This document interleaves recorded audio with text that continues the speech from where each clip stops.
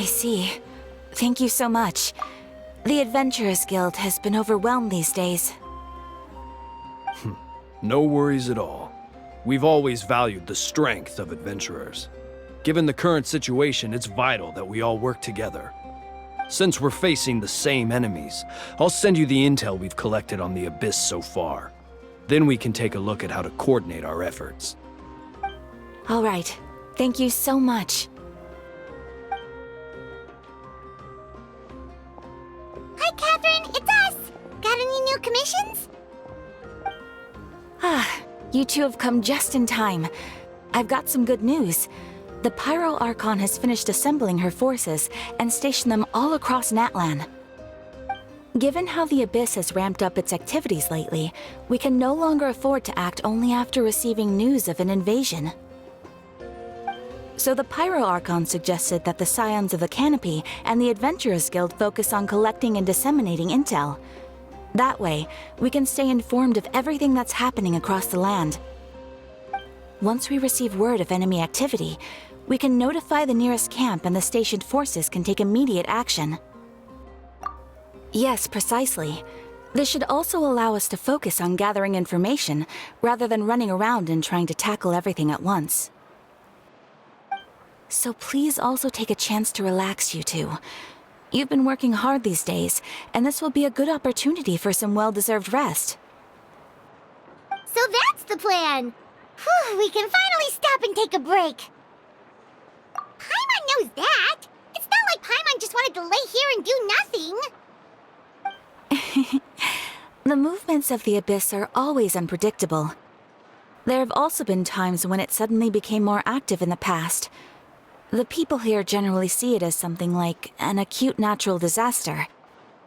Once the disaster is over, everyone will return to their normal lives. We just all hope that day will be sooner rather than later.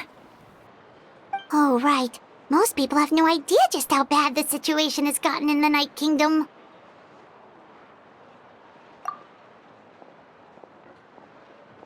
Oh, hey, Kachina! Are you feeling better now?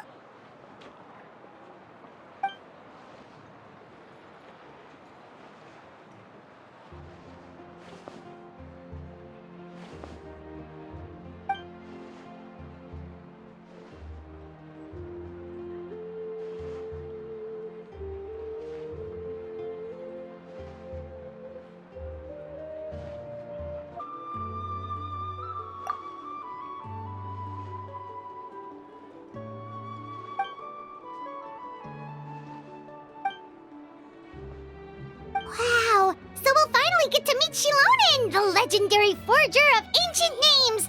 Paimon still can't believe anyone could forge those things.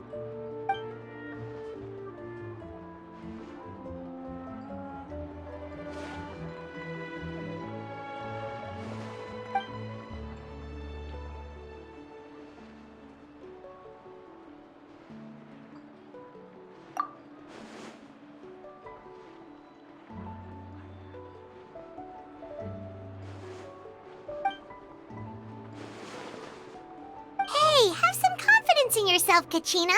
After all, you're already a victor of the Night Warden Wars.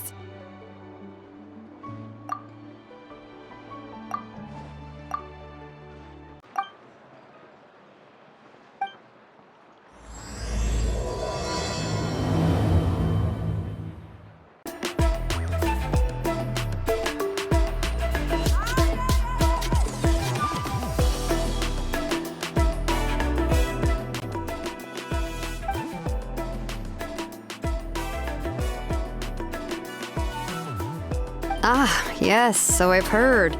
So young, and yet you've already got quite the reputation. Wait, are you Outlanders? Yep, we're travelers who just arrived in Natlan not too long ago. No, I mean, I was aware that you're travelers. It's just no one told me that you're Outlanders. No, the only thing she said is that a new hero had pledged herself to the plan, but we need to forge an ancient name to ensure she'd be able to return safe and sound. And she did mention that it would be quite difficult to forge an ancient name for them, but at the time, I thought she was just commenting on my skills. But I seem to understand where the true difficulty lies now. No, I wouldn't go that far. I'm used to it, really. I just need a moment to process things. The Pyro Archon's requests are always difficult to fulfill, and we used to argue a lot. Honestly, it's probably for the better that she didn't bring this up at the time. Anyway, I can't argue with her if she isn't here, and it'd be pointless to take my anger out on someone else. But, just because I understand her rationale doesn't make me any less upset. After all, she must have known that forging an ancient name for an Outlander is an impossible task. It's impossible? As you probably know, an ancient name is a symbol of a hero's spirit and glory, which grows even richer and heavier as generations of successors inherit it. We forge ancient names by engraving the heroic deeds of an individual who will become the first hero of that particular name.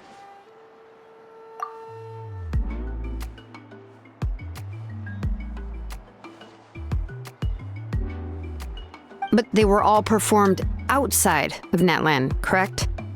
Yeah, that's right. Then those deeds haven't been recorded by the Night Kingdom. To take it one step further, even if you had performed heroic deeds in Natlan, as an Outlander, your actions still wouldn't have been recorded by our lands. Only memories and experiences that have been acknowledged by the Wyab can be used as a basis for an ancient name. Even the greatest of craftsmen cannot create something out of thin air, you know. That's just how it is. Seems the Wyab don't want just anyone to get a name, huh? Mawika, of all people, should know better than anyone, yet she's still entrusted the task of forging the ancient name to me. Oh, Paimon gets it. Nobody's happy being asked to do the impossible.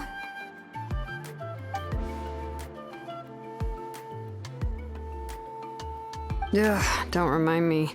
Let's just focus on how we can pull this off. How to achieve the impossible. You mean you're already willing to accept the task? Well, what else can I do? What's happened is already done, and it's not like I can outright defy the order of my Archon. If she gave me this order, then she believes the ancient name is an indispensable part of her plan, and that I'll be able to find a way to make it happen. In other words, the order is an affirmation of my abilities. Whoa, not only has she accepted the task, but now she's looking for silver linings?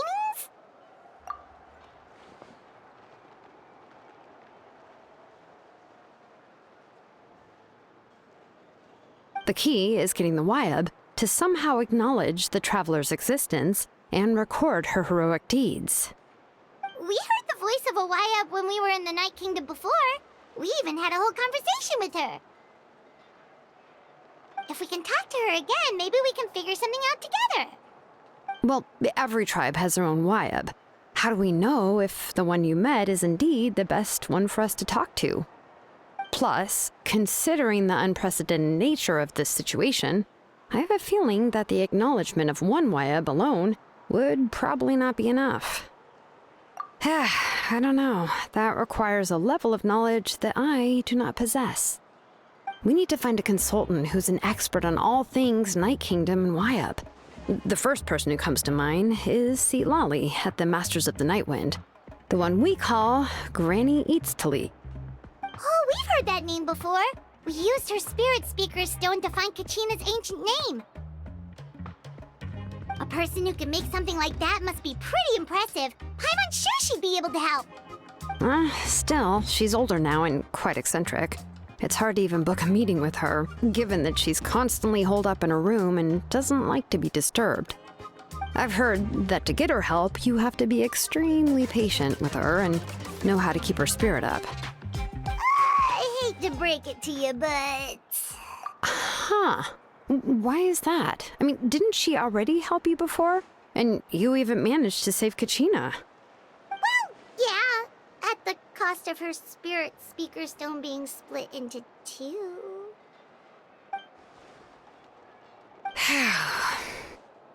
Great going, Mawika. We're already off to a rocky start here. In that case, I guess your only option is to try to emphasize that this is an important order from the Pyro Archon. Hopefully, Itztli would still want to show respect to the Archon. I'll also write you a letter on your behalf.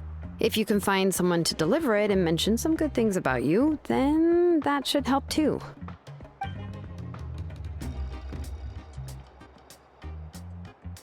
Paimon sure hopes a Hal won't interrupt when he's talking, though. All right, Kanich is a seasoned negotiator. I trust that he'll know the best things to say. Please just give me a moment to write the letter, and we can meet up near the Statue of the Seven later.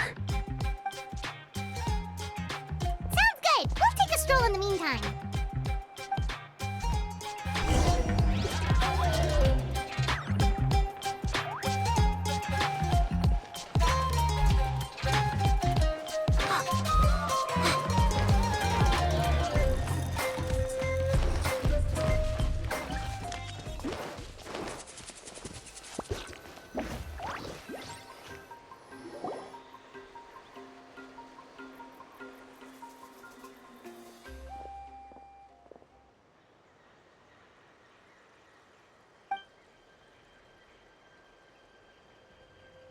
I'm sorry to put this on you, Kanich.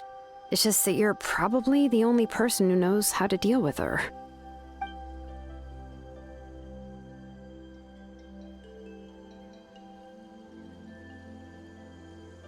Oh, wait, so Kachina and the Traveler also know about the plan?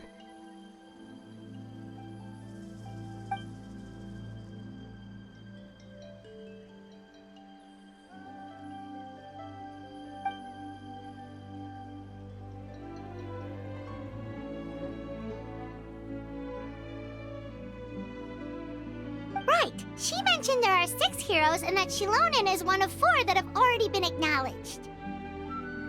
Oh, well, then I suppose there's no need to keep any secrets between us. Having companions walk by your side is perhaps the best solace when facing such a bleak reality.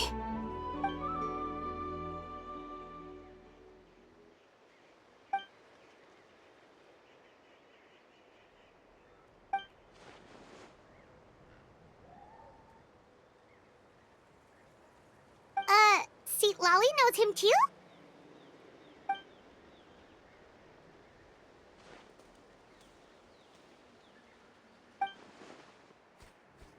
Given how the Masters of the Nightwind love to babble about dreams and revelations, they're already a pretty strange bunch to most.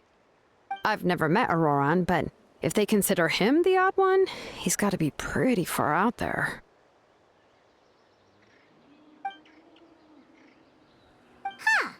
Makes sense.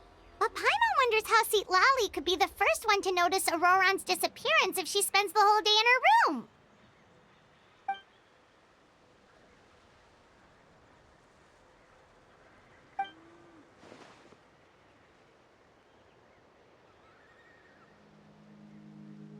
Huh, so if I'm following, you mean we'll help her investigate Auroran and the captain's whereabouts?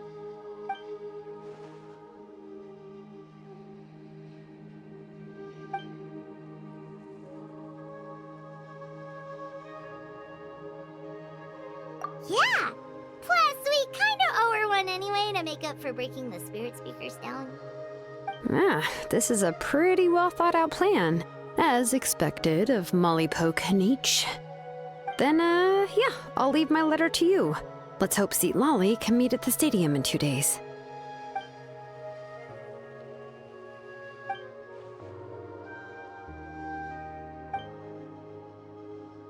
Okay, then let's part ways for now. I'll see you in a couple of days. Hey,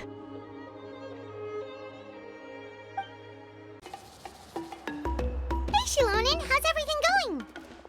Oh, hi, Traveler and Paimon. I have, bad news. Itztli did not reply to our request, although I suppose I'm not too surprised. Huh? You mean she didn't even bother to give Kanich a response? Guess she really does have quite the ego then. Yeah, well, she can be also quite eccentric, though she's one of the most gifted people around. Even the Masters of the Nightwind often struggle to work with her. My guess is that she probably has other reasons for not deigning us with a response. But let's go to the stadium and see if we can meet her there.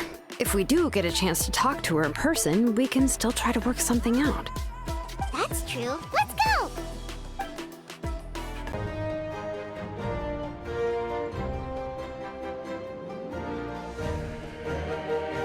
Paimon doesn't see anybody. Seems she's just not gonna show up, huh?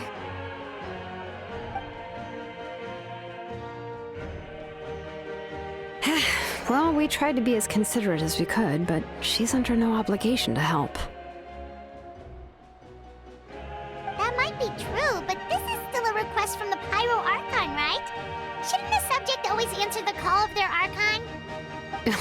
A subject? Well, if you ask me, I'd say we're all more like friends with the Archon. Yes, Mawika is our leader, but that doesn't mean there's any kind of tall barrier between us and her. The only thing is that she often has very high expectations of us. Huh. So even though she's super powerful, it sounds like she's actually pretty down to earth and easy to get along with. Unlike that old hag Granny Itztli, right? Does she think she can ignore us just because she's famous? You all talk about her like she's some kind of huge deal, but she didn't even bother to reply to our letter! Seriously, if she didn't want to come, she could at least let us know. If that's what aging does to you, Paimon never wants to get old. Oh, really? So, that's how you see me? Huh? Who's there? Who's talking next to Paimon? Oh, don't mind me. I'm just a disgruntled old hag, right? Come on, relax. I'm sure my bark's worse than my bite. Huh?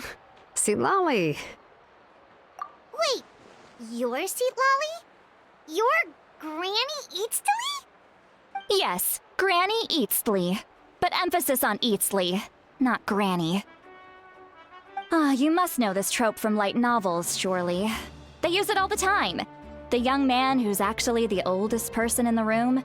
The girl next door who turns out to be a seasoned veteran. The wise sage who looks like a little kid. Oh, wipe that look off your face! You've seriously never seen an older lady that doesn't look her age?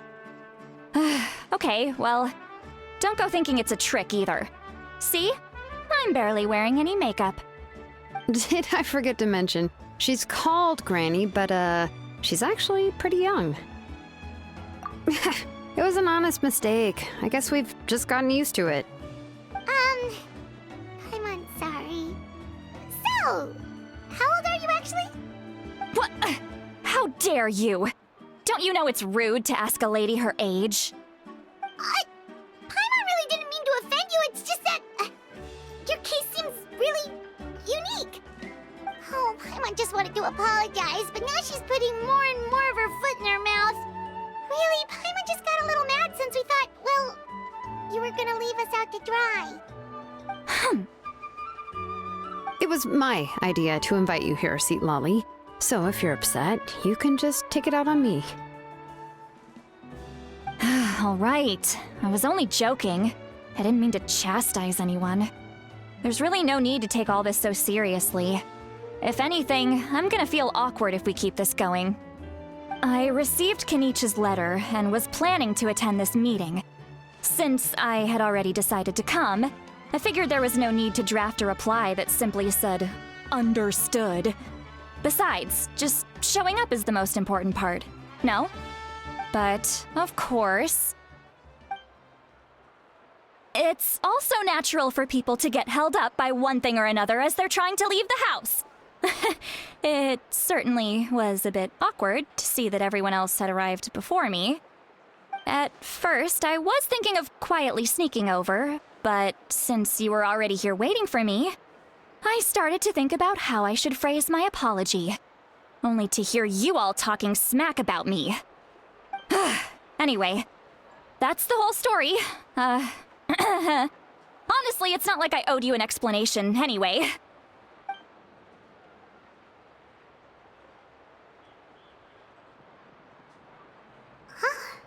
What's with that expression? Was she feeling embarrassed just now?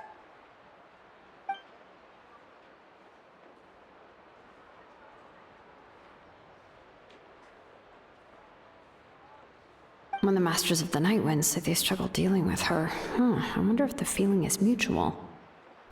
She seems to be pretty awkward herself. Everything she does and says seems a little forced. Anyway, Shilonen, I heard that you require my help in crafting an ancient name. Correct. The situation isn't like anything we've handled before.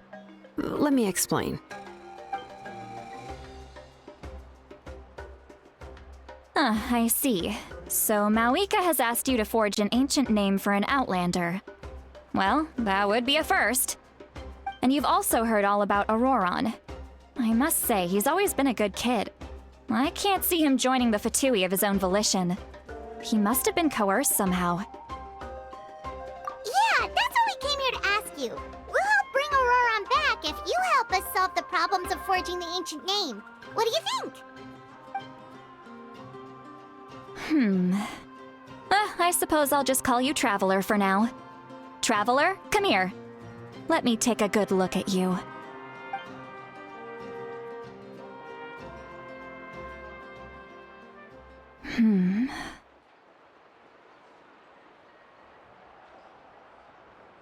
Wealth leads to unending conflicts between people.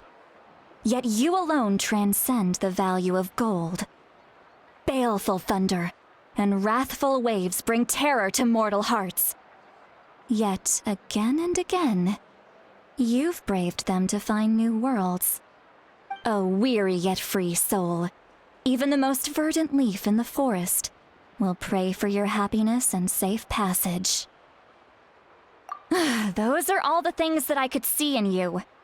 You've experienced far more than even most mortals could dream of. You possess the heart of a sincere hero, along with the conviction to lift a torch above your head and walk headlong into the night. Huh? Don't move. There's something here. Huh? What thing? Don't scare Paimon. Is the Traveler gonna be okay? Shoo! That should do it. You've just returned from the Night Kingdom, so some fragments of souls were still stuck to your body. No need to worry. I've just cleared out the last of them. Isn't that kinda like having part of a ghost come back with you? It's nothing as serious as that. If left unattended, the most it could do is stir up some chaos in your mind, and generally worsen your mood. Well, in that case, better to get rid of them. It was nothing. Shilonen, let's follow your proposal. Once you've brought Auroron back, I'll take you to see the Lord of the Night. The Lord of the Night? But don't we need to talk to the Wyab of the tribes? Something this important is beyond their jurisdiction. Only the Lord of the Night can decide whether we can grant an ancient name to one who does not hail from our lands. The Lord of the Night is an ancient entity that rules over the entire Night Kingdom, constantly borrowing the power of the sacred flame to combat corrosion from the abyss. Oh, so you're basically saying it's even more powerful than the Wyab of the tribes. Well, that sort of makes sense, being the Lord of the entire Night Kingdom and all. Not exactly. It's not so much that one's more powerful than the other. But never mind. That's not important. It would take too much time to explain. Just listen carefully to what I'm about to tell you. The Lord of the Night is currently in a deep slumber, and we can only communicate with its consciousness while in a trance. In other words, in a dream. But I will need to prepare a few more things if we are to hold a ceremony to achieve the state of the trance. I'll make a list. Can any of you get everything for me? I can go. It'll probably be a long list, so better leave it to someone who knows all the local vendors. Sounds good. Then we'll go with St. Lolly to track down Auroron. Phew, the Fatui are nothing to scoff at, so please, be careful during your investigation. If you need any help, just come find me. Yep, we'll be sure to play it safe.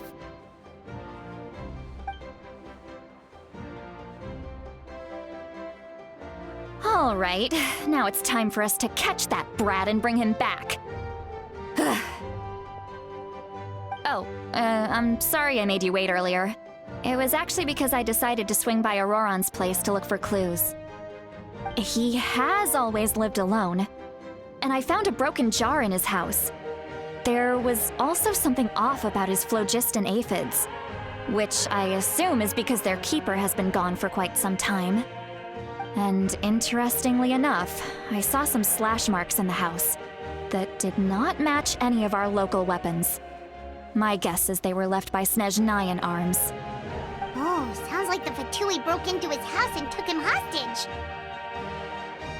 But why would they kidnap a kid who just spends his days living in the country and raising aphids? He's only in his 20s. What would they want with him? That's not to say that I believe he's totally innocent, of course. Since he's the only one who was kidnapped out of everyone in Natlan, he must have done something to attract their attention. In any case, we'll get to the bottom of this once we manage to get him back here.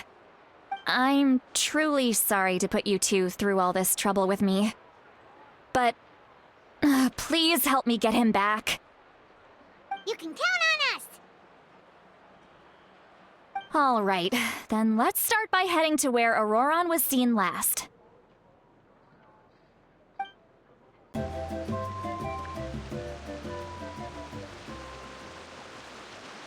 This is the spot. An eyewitness claimed to have seen Auroron speaking to some Fatui soldiers here. I don't know how much you're willing to believe me, but Auroron really is a good kid. I see no reason why he'd suddenly get involved with the Fatui. I'm convinced that what the witnesses saw was actually the Fatui coercing him, or perhaps trying to extract information. However, I doubt anyone would believe me, given there are no signs of a fight. Didn't Kanich say that she's a big name in Natlan? Feels kinda weird to see her so frustrated and helpless like this. Auroron? Well, he was left at the side of the road as an infant, and the people of the tribe took him in. You could say that everyone had a hand in raising him. He learned a lot from us, and once he reached adulthood, he built himself a house out in the countryside. He spends most of his days growing vegetables and raising aphids, living off of what he harvests from the garden. He's always been such a good kid. He would even get his friends to deliver whole bags of fresh produce to my place. Oh well, let's keep looking. He can answer all of our questions once we find him. He's been raising phlogiston aphids for a long time, and since they were disturbed, they secreted a special type of phlogiston. We can use that substance to track his movements. Let's follow the phlogiston trail. Huh? What trail? Paimon doesn't see anything. Oh, right. I forgot your eyes don't naturally perceive such things. Here, give me your hand.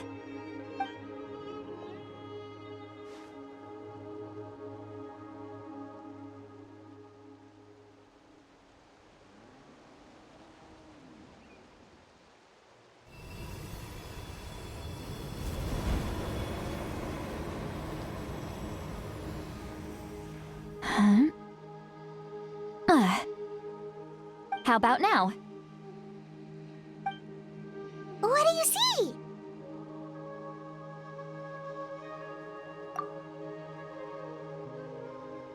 Whoa, Paimon can see it now too! That's right. I used a spell to temporarily transfer a portion of my senses to you. For a short while, you'll be able to see the phlogiston too. Wow, you can even share your senses with us? First time Paimon's heard anything like that. It requires a very rare spell that most people aren't adept at. But don't worry, it's a cinch for me. Between the two of you, it seems the Traveler's senses are a bit stronger than Paimon's. When I held your hand just now, I could sense that you've got a great affinity for phlogiston. You're extraordinarily gifted. Anyway, We'll need to use our vision now to track down Auroron. Good luck, you two.